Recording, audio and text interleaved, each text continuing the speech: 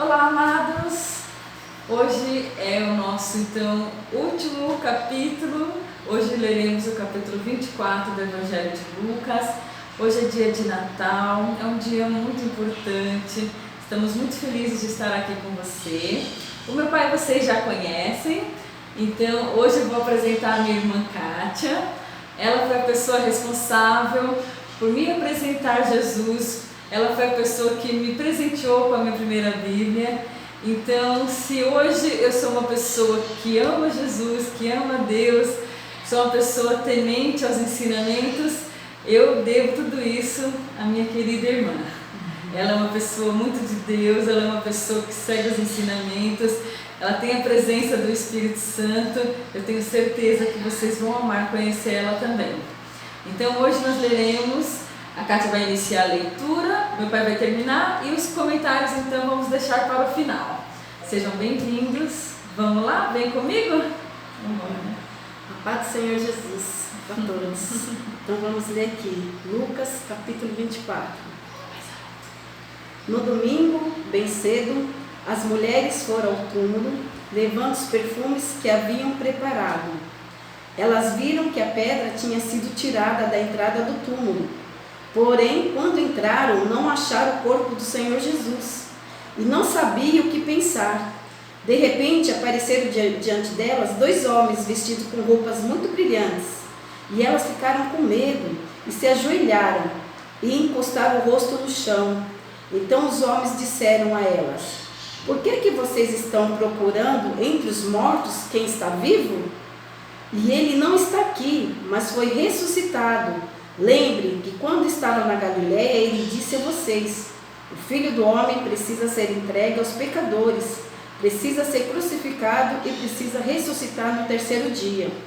Então as mulheres lembraram das palavras dele, e quando voltaram do túmulo, contaram tudo isso aos 11 apóstolos e todos os outros. Estas mulheres eram Maria Madalena, Joana e Maria, mãe de Tiago. Estas e outras mulheres que foram com elas contaram tudo aos apóstolos. Mas eles acharam que as mulheres estavam dizendo era tolice, não acreditaram. Porém Pedro se levantou e correu para o túmulo, abaixou-se para olhar e viu somente os lençóis de linho e nada mais. Aí voltou para casa admirado com o que havia acontecido. No caminho do Emaús. Naquele mesmo dia, dois dos dois seguidores de Jesus estavam indo para um povoado chamado Emaús, que fica a mais ou menos 10 quilômetros de Jerusalém, e eles estavam conversando a respeito de tudo o que havia acontecido. Enquanto conversavam e discutiam, o próprio Jesus chegou perto e começou a caminhar com eles, mas alguma coisa não deixou que eles o reconhecessem. Então Jesus perguntou: o que vocês estão conversando pelo caminho? E eles pararam com um jeito triste. E um deles, chamado Cleopas, disse: será que você é o único morador de Jerusalém que não sabe o que aconteceu lá nesses últimos dias? O que foi? Perguntou ele. E eles responderam: o que aconteceu com Jesus de Nazaré? Esse homem era profeta, e era Deus, e era todo o povo. Ele é poderoso em atos e palavras. Os chefes dos sacerdotes e os nossos líderes o entregaram para ser condenado à morte e o crucificaram. E a nossa esperança era que fosse ele que iria libertar o povo de Israel. Porém, já faz 3 dias que tudo isso aconteceu. Algumas mulheres do nosso grupo nos deixaram espantados, pois foram de madrugada ao túmulo e não encontraram o corpo dele. Voltaram dizendo que viram anjos, que estes afirmaram que ele está vivo. Alguns dos nossos grupos foram ao túmulo e viram que realmente aconteceu o que as mulheres disseram, mas não viram Jesus. Então Jesus disse: como vocês demoraram a entender e a crer em tudo que os profetas disseram? Pois era preciso que o Messias sofresse e assim recebesse de Deus toda a glória. E começou a explicar todas as passagens das Escrituras Sagradas que falava dele, iniciando com os livros de Moisés e os escritos de todos os profetas. Quando chegaram perto do povoado onde iam, Jesus fez com que ia para mais longe, mas eles disseram com ele para que ficasse, dizendo: fique conosco, porque já é tarde e a noite vem chegando. Então Jesus, para ficar com os dois, sentou-se à mesa com ele, pegou o pão, deu graças a Deus. Depois partiu o pão, deu a eles. Aí os olhos deles foram abertos e eles reconheceram Jesus, mas ele desapareceu. Então eles disseram uns para os outros: não parecia que o nosso coração queimava dentro do peito quando ele falava na estrada e nos explicava das Escrituras Sagradas?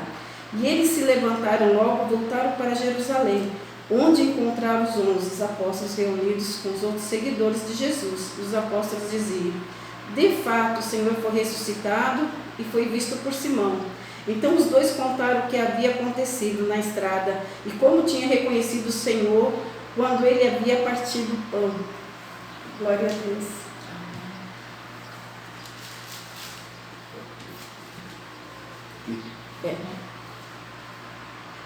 Jesus aparece aos discípulos.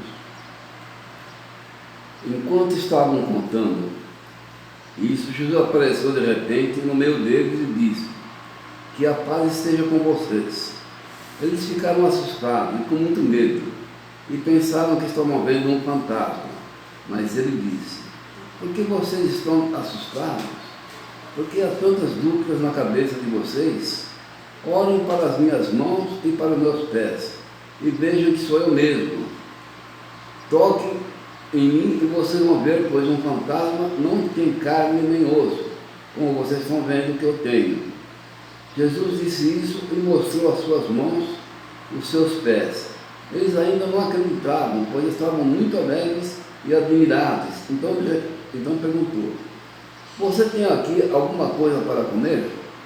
Eles lhe deram um pedaço de peixe assado, que ele pegou e comeu dentro deles, pois disse: enquanto ainda estava com vocês, eu disse que tinha de acontecer tudo o que estava escrito a meu respeito, na lei de Moisés, nos livros dos profetas e nos salmos. Então Jesus abriu a mente deles para que eles entendessem as Escrituras Sagradas e disse: o que está escrito é que o Messias tinha de sofrer no terceiro dia, ressuscitar, e que em nome dele a mensagem sobre o arrependimento e o perdão dos pecados seria anunciada a todas as nações, começando em Jerusalém. Mas vocês são testemunhas dessas coisas, e eu lhes mandarei o que o meu Pai me prometeu.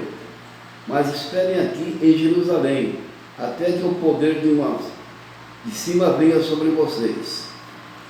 Jesus é levado para o céu. Então Jesus os levou para fora da cidade, até o povoado de Betânia. Ali levantou as mãos e os abençoou. Enquanto os estava abençoando, Jesus se afastou deles e foi levado para o céu. Eles adoraram e voltaram para Jerusalém cheios de alegria e passaram o tempo todo no pátio do templo louvando a Deus. Então, aqui nesse capítulo, Jesus conclui para que veio a terra. Ele explica para os discípulos que tudo isso tinha que acontecer, fazia parte do propósito. E veio mostrar a sua ressurreição.